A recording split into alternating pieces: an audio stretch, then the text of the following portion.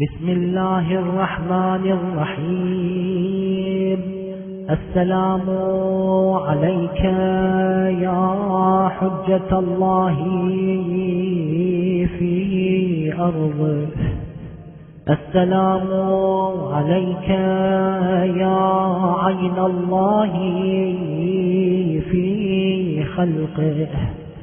السلام عليك يا نور الله الذي يهتدي به المهتدون ويفرج به عن المؤمنين. السلام عليك أيها المهذب الخائف. السلام عليك أيها الولي الناصح. السلام عليك يا سفينة النجاة. السلام عليك يا عين الحياة.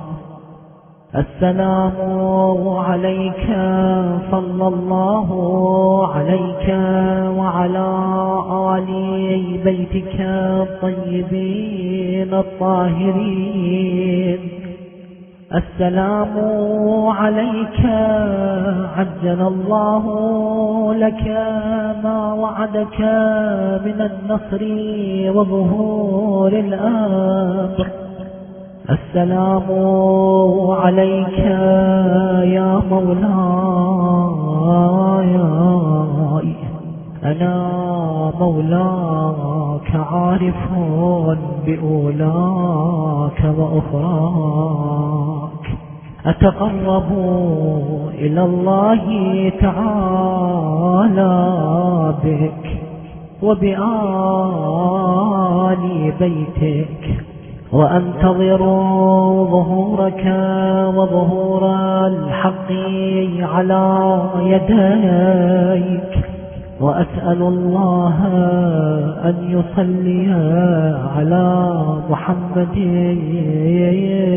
وآل محمد، وأن يجعلني من المنتظرين لك والتابعين والناصرين لك على أعدائك، والمستشهدين بين يديك في جملة أوليائك.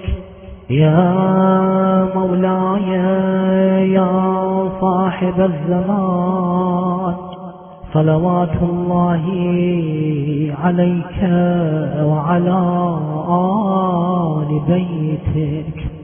هذا يوم الجمعة وهو يومك المتوقع فيه ظهورك، والفرج فيه للمؤمنين على يديك، وقتل الكافرين بسيفك.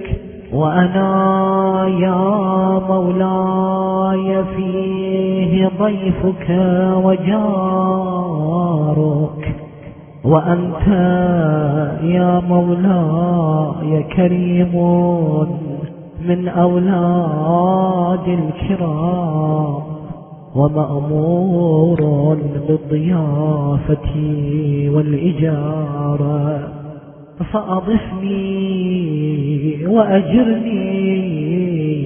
صلوات الله عليك وعلى أهل بيتك الطاهرين.